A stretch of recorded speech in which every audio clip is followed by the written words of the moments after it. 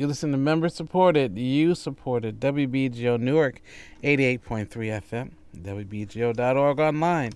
Good morning. I'm Sheila Anderson. This is Salon Sessions, and it's very special guest. Actually, every guest is special, especially when you come out to Newark on a Saturday night. And Gregor Huebner, I hope I said it right. Very good.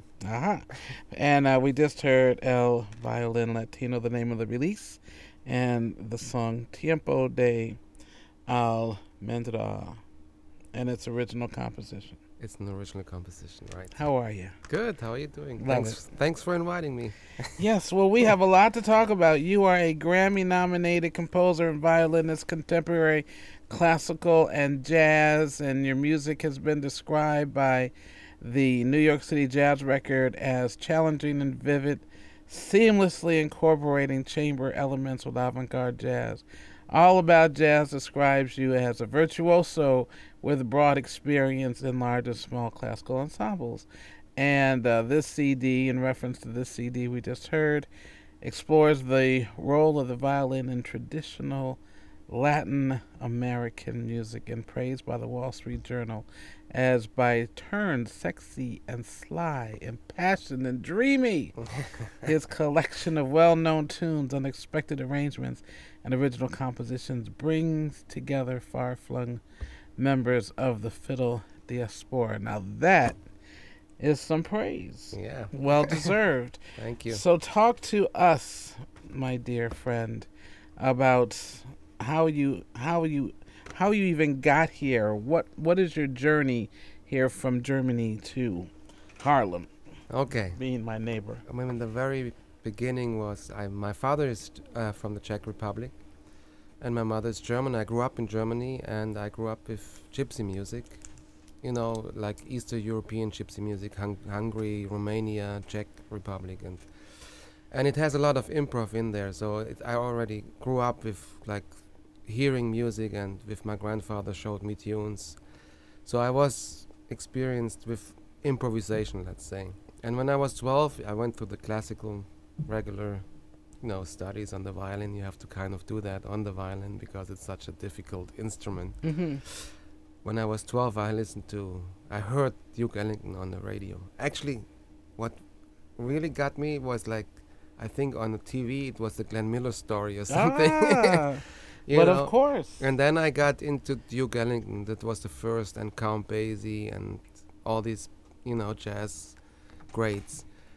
And I needed to come to New York during high school. I needed to do that. Well, it's so early. Yeah, it was very early. And I said to my school, I'm going to let me out for a couple months. I want to do some. I want to learn some English. And I came to New York when I was 17. I stayed with a family, friends from my hometown in Germany who live here in New York. They're still here. And I stayed with them, and the second week I left the English classes and I went instead to the jazz clubs to listen to all the musicians. I got the bug at that time, you know. I was 17. And then I met Attila Solar. Yes. And Attila Solar had, at that time, he always, every summer, he did these camps in Vermont. Yes. And I think the following year, I went to the camp the first time. Yeah. And that's how I got into... Yeah, he kept inviting me. He kept inviting me to go. And I don't know why. You know, well, I worked. I had a 9-to-5 job. Right. But I just couldn't make it. And when I had him, I started on WBGO in February of 95. I started doing my TV show October of 95, and I think the following year he came and did the show. And it was after chemo treatment. I didn't know that he was going through that. But he was so strong and a Gemini, you know, June 11th or 13th. I always forget. It's either the day before me or after me. You're a Gemini. I'm a Gemini too. Yeah. That's right. You're the 14th, right? I'm the 23rd of May, actually, beginning 23rd, of Gemini. Okay, yeah. Okay. See, there you go. Well, we're all a couple of people. Right. But how did Attila impact you as far as musically? I mean, just not playing Not your on instrument. the instrument. Yeah, I mean at that time I was a pianist actually. I was going to ask you. Yeah. Yes. Okay. I was a pianist, and John Hicks came up there. Mm-hmm. Harold Danko came up there, which was later my teacher at Manhattan School. Mm-hmm. And who else was there? Peter Leach on guitar, and Yes, of and course. then Mick Goodrick, all these people, you know, and it was incredible. And George Mraz, which I Yeah. played now for 20 years with, you know, it's like Yeah. and Ron McClure came. I mean, it was always a, you know, very, it was a vivid place, and Attila had such great energy. Mm-hmm. You know, he didn't stop playing. I mean, he had also this. He came from Hungary, Yes. actually from Austria, but he was Hungarian, and he had this gypsy thing in him too. And they never stopped playing. Right. You know, they never stop playing. Even when there's a concert, they play backstage before the concert and backstage after the concert. Yeah. And that's how Attila was. Yes. Yes. And that energy, I love that energy. yes. Until Yeah. the day he died. Yeah. I it just amazes me. We are going to hear Attila Zoller from his CD When It's Time with Larry Willis and Santi DiBriano, You're on Israel, and one of my favorite John Hicks songs, After the Morning. And I don't know if you know this, but John said that he wrote that song in about 40 minutes as he was leaving Bradley's. Sounds familiar, right? Oh yeah. Were you around? You were around for the Bradley I tell years. you about the Bradleys later. Yeah, he said he walked home and then he sat at the piano because a tune in his head, and he wrote the song and called it After the Morning. But That's where Attila brought us. You know, we always stayed. I brought friends from Germany to these camps then too. My brother came, and all, you know, everybody came over the years. And the week after, we normally stayed longer and stayed in New York then. And Attila brought us to Bradley's and all these other clubs. You know. Yes, and yes, It yes. was really great. yeah, so Yeah. a musician said after Bradley's closed that a lot of lives had been saved. That's probably true too. See, I got to Bradley's, towards the tail end, so I missed a lot of the madness Well, and Attila, the joy. Attila always said it's dusty in there. It's dusty. Yeah, what a great guy. Yeah. Well, let's listen to Attila Zoller, and we'll speak more with Gregor Huebner, who is here this morning on Salon Sessions on WBGO Newark.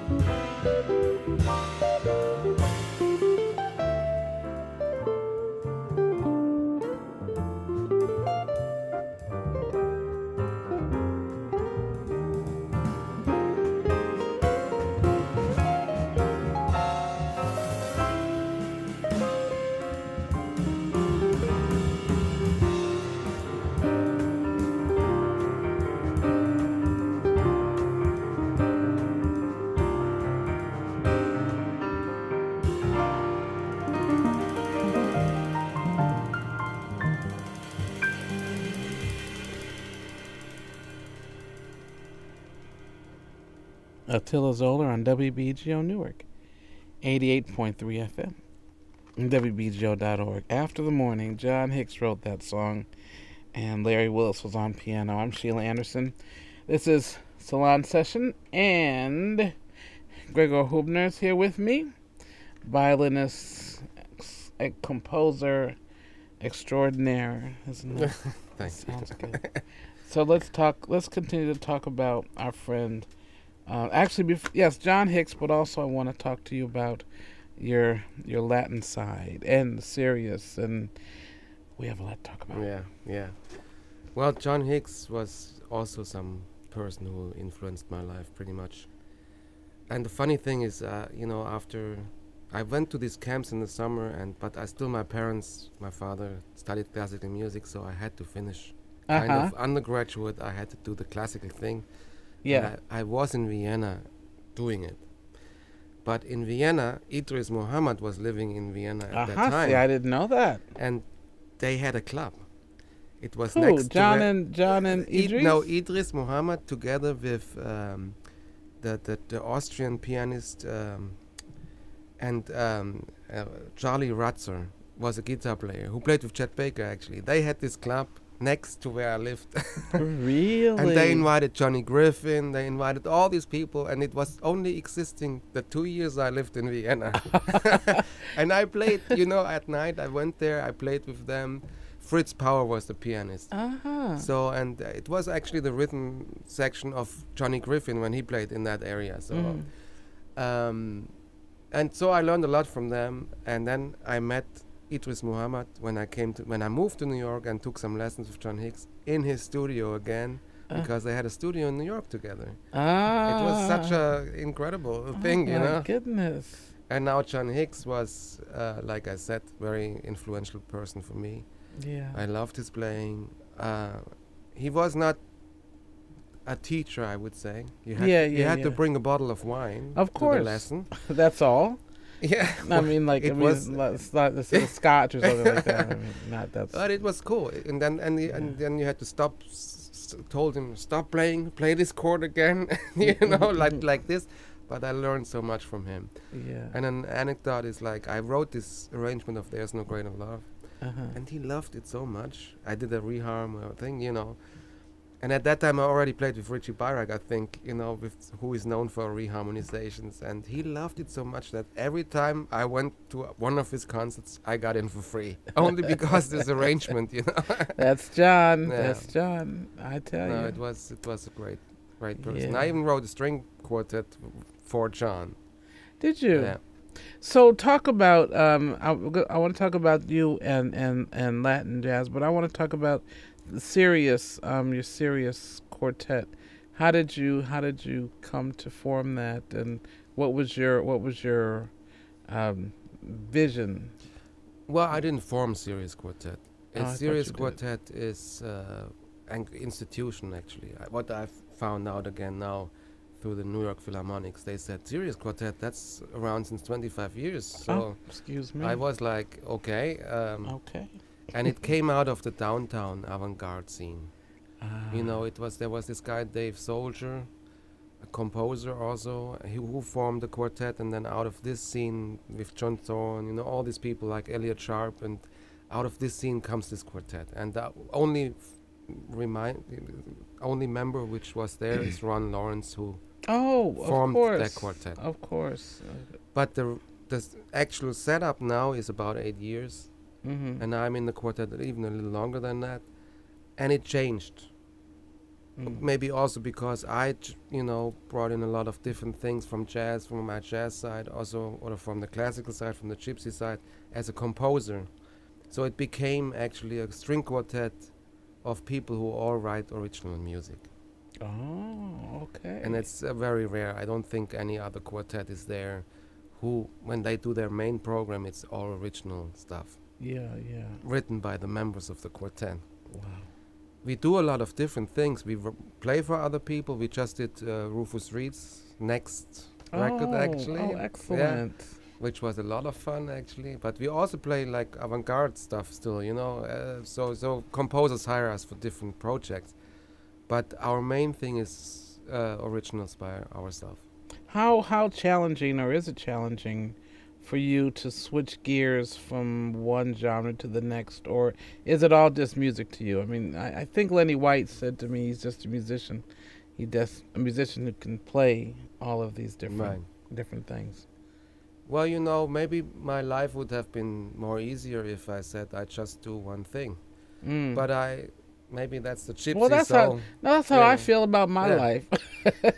yeah. But I love it to do What can every I night do? something different. Yeah, yeah. I love to do that. And for me, music, I mean, like Richie Barak says, there's good music and there's bad music.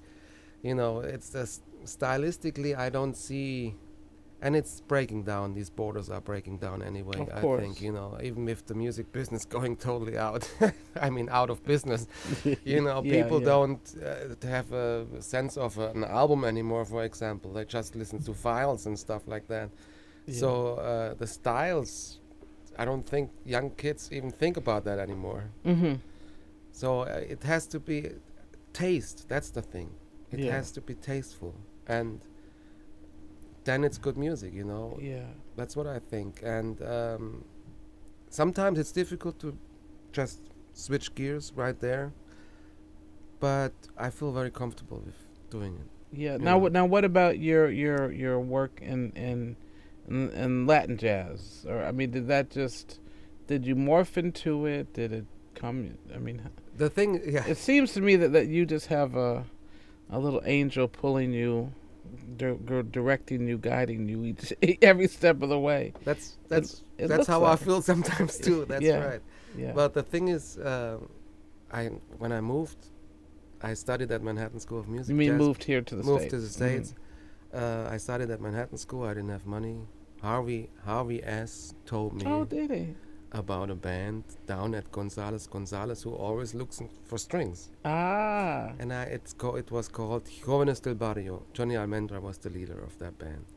And I came in, Regina Carter and Rob Thomas, and they were the violinists. Uh-huh. You know, that was before Regina got, you know, famous. Yeah. And I got the job. I got there and I got the job. I had to play the day I went there, you know. and that pulled me into the Latin music like right there. I knew about, you know, I knew about it and I liked it, but it was not like I know it. Mm-hmm. And Johnny Almendra was the guy who pulled me in, especially Cuban music, you know. Mm. I went to Cuba after that and really started, even with Chucho Valdés, I took a lesson on piano. And I really got into it. And for a composer, the rhythmic, for example, the bata music, the folk music from Cuba is so interesting and so complex. It's really very rich for a composer to learn about that. Mm-hmm. And so that was first the Cuban music, then Raul Llorena, who lives here in New Jersey, a great bandoneon player, asked me to play for him at Hollywood Bowl Ah. for the Tango Festival. Oh, wow. And, you know, on piano was Ethan Iverson. Oh, really? Yeah, he played. And Ken Filiano was the bass player. We all three didn't know anything about tango, you know. And the orchestra was behind us, the Hollywood Bowl dear. Orchestra. And that was how I got into tango. That was like also some surprising moment. Yeah, yeah. And then years later, Klaus Müller got me into the Brazilian stuff. So he played a lot. He still plays a lot Brazilian music. Mm-hmm. And I met Portinho. And that's how it started all, you know. And then the moment where the idea got to my head was there was this poet, Mappy Torres. She had also a club on the Upper West Side, I think. But she was in the New Rican Poets Cafe. Oh, I know Mappy. Uh-huh. Mappy. Yeah, I know Mappy. Yeah. Yeah. And she was on stage doing her poem over some Guajira, and she was talking, and then I started to play, and she was talking about the El Violin Latino. Ah. That got me the idea at that moment. So what made you decide to record, or when did you? Because you've done several. Yeah, that's the second one right now, and Yeah. I'm planning right now the third one. Yeah. Yeah, yeah. I mean, for me, the first one I recorded in 2010. Mm-hmm. Yeah. So but that moment with Mappy was like long before that. So it really formed a long time in my head. Mm-hmm. And what I think the violin, especially the gypsy sound where I come from, is in tango very similar, for example. I think probably also the people who immigrated to Argentina at that time, there was some gypsies in there, you know. Of course. That were the violin players. And in Cuban music, the violin is very important too. In Brazilian, it's not that important. But I think, for example, the choros, they write for flute and piano. They sound as good on the violin.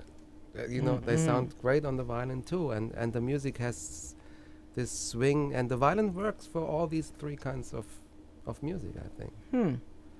Well, you just won an award. We'll talk about that when we come back. But let's take a listen to John Hicks from Is That So? We're gonna hear Softly as in the Morning Sunrise, and he's Gregor Huebner. I'm Sheila Anderson, and this is WBGO Newark 88.3 FM.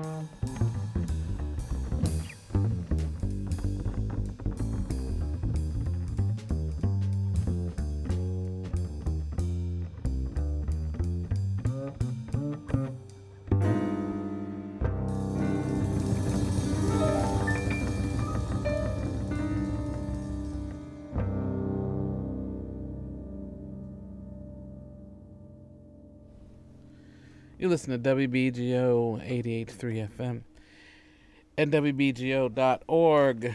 John Hicks, is that so? Softly as in a morning sunrise. And this is Sunday morning. Sunday morning harmony. Oh my goodness, I just slipped it. Oh my goodness, it's been like 15 years since I did that show. This is Salon Sessions. I'm Sheila Anderson, your host, and Gregor Huebner is with me this morning. We were talking about, I mentioned that you had just won an award, a very big prize.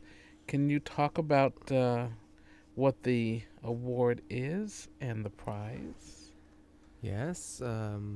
Okay. There's the New World Initiative by the New York Philharmonics, and that means New World is like the New World Symphony of Dvorak. The Ninth Symphony is called the New World Symphony, and that was one of the first commissions the New York Philharmonics gave out, which became world known. It's one of the most famous symphony, I think. And for the anniversary of the symphony, they gave out. They asked a lot of composers and ensembles in New York to do write new pieces, but take fragments of the melody of the middle movement of that symphony, the Largo, which is also known as Going Home. And Dvorak got that melody from the slaves at that time. And so I started doing this composition for Sirius Quartet. And unfortunately, I started it the day after the election, last November. And it was kind of helping me to get over my frustrations in that week. And I wrote a whole piece, 12-minute long piece, in that week after the election. And surprisingly, I got the first prize for that competition from the New York Philharmonics, and that was last Wednesday in the park in New York City. Yeah. Congratulations. Yeah. So are you going to extend it into a whole feature? That's already down. It's yeah, done. It's not done. It's discussed. That's a lot of different possibilities. I think I kind of knew when I finished the piece, and which was, rarely you write a piece like that in a week. So it was like came out of me, like, sometimes I write a bar in 2 weeks, and in this time it was like 500 bars in 1 week. Yes. And I knew this is a strong piece, and I knew this gets me somewhere else, but I didn't expect what happened then right after, Yes. So, yeah. Wow. Congratulations. Thank you. As I say, again and again and again. Like I said, every time, I was reading about your bio, I was like, you won this, you won that, you won that. Of course, you mentioned that there are a lot that you didn't win, but that's so wonderful. Now, about improvisation, is that something that you feel can really be taught, or is it something that's partially taught and partially gifted? Well, it's definitely a gift. You have. I mean, there's possibilities to teach improvisation, I think, but you have to have the gift too. I mean, there's never a gift without not practicing doesn't work. There's this famous book which I love. It's called "Talent is Overrated." Talent is overrated. Right, and this guy I never compares. heard that. It's an amazing book. There's this guy. I don't remember the writer, but he compares like sports with like bankers or finance people and musicians and artists. Like Tiger Woods or with Mozart. And stuff like that. And it's just, if you don't work on your thing a certain amount of time in your life, you never get free of technical problems or anything. You have to get through that working. Like for a musician, like he says, like 10,000 hours you have to practice until you become free. Is that what Malcolm Gladwell says? Yeah, That's the it's similar. yeah. And I don't even know if it's that number, but that's true. I mean, you can have a talent, but if you don't work with it, it's not gonna happen. You're And that's right. the same thing with improvisation, I think. Improvisation is, for me, very essential. But it has a lot to do with composition, too, I think. Mm-hmm. You know, the rules of composition, they kind of go with improvisation, too. But improvisation is in the moment. That's the difference. And if you have the ideas of a composition and can create this in the moment, that's the greatest improvisation, I think. And the great Mm-hmm. improvisers all had that. Mm-hmm. Wow. I hadn't thought about it like that. So do you write on the piano, or do you, I mean, sit at the piano, and or do you, can you just sit and write from your from your head? Well, that's the ideal. That's the ideal. My Yeah. teacher at Manhattan School of Music, which was Ludmila Ulela, she was already 80 years old when I started with her, Yeah. and she was a student of Bartok actually. Ah. She told me to start sitting in a coffee place where no music is playing and write every day 2 hours in that place, and then go home and check it on the piano, Uh-huh. which was one of the greatest advices I ever got, because then you start hearing it in your head. Mm-hmm. You know, you train your head to hear it and not sit on the piano and bang for hours on it. You know. Yeah. Yeah. And I still don't sit on the piano. I do even on tour on the violin. Sometimes I try things out, but this was a very good advice for me. Yeah. Right. Well, we're gonna hear next selection is a new CD of Oscar Hernandez and Alma Libre and the art of Latin jazz. This was one of Vera's picks during I think the fund drive before. What a really great CD, Oscar on piano. So just mention exactly what we're gonna, why you picked Fort Apache. For Apache, I picked because he originally wrote it for my band. He wrote this for your band? Yeah. Get out of here. And then he said he wants to record it himself too, and as we said, yes, of course, you Of should. course. I love that. Yeah. Wow. Well, let's take a listen to Oscar Hernandez and Alma Libre on WBGO 883 FM, WBGO.org.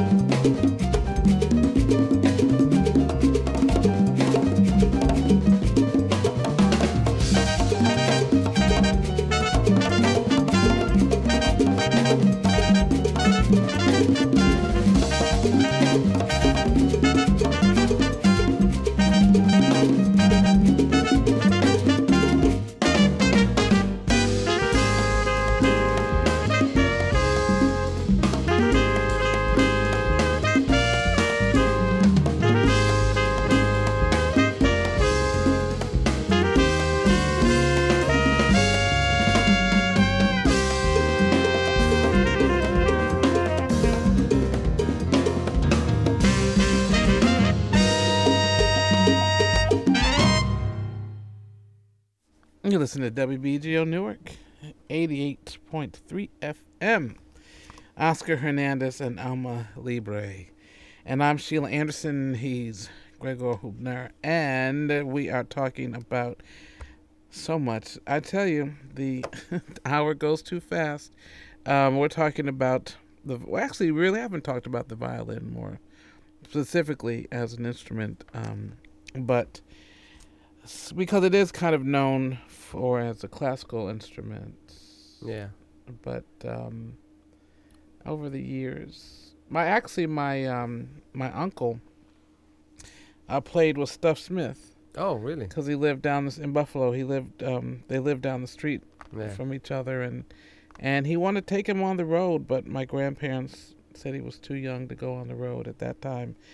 You didn't want to send your child out into the debauchery of the jazz, the jazz circuit. I mean, come on. I mean, like that was forever ago. Yeah. But so you think about some of the people who did, at least jazz, brought the instrument to jazz and really, swung it as it were. Right. Now, did you listen to any of them as well? Stuff Smith, definitely Yeah. Stuff Smith. And for me, as like with the gypsy background, it's Grappelli, of course. Yes. Who was in Django's band, Django Reinhardt's band, and then there was Joe Venuti and all these. Mhm. But the thing is, the violin had a big problem in the middle of the jazz history, because next to the horns you couldn't hear the violin, and then in the 70s the amplification was so bad, and the sound is like, these guys were great players, but the sound was so bad. If I listen back to there's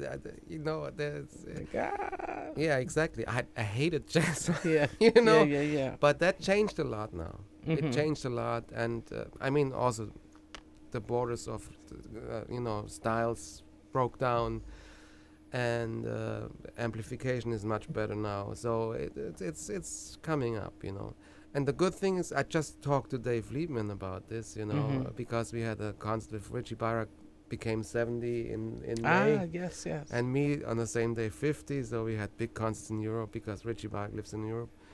And Dave came over for a couple concerts, and we talked about jazz, where it's going and what. And he also said that the violin has still a lot of possibilities, because it wasn't so much developed like the saxophone or in jazz. There's still when you start violin, there was no John Coltrane you could Yes, of transcribe or something. Yeah. You still have to find your own sound, and that's very important. Yeah. Even for a horn, a saxophone player, or a trumpet player, Right. if someone has his own sound, and you hear in the first note who it is, that's the ideal for me as a musician, in any kind of style, in classical music too. Of course. And on the violin, there's open space for that. Yeah. And that's great. Interesting. Yeah. So in the last few minutes that we have left, what do you have coming up? And I'm just reading Gregory's comment here.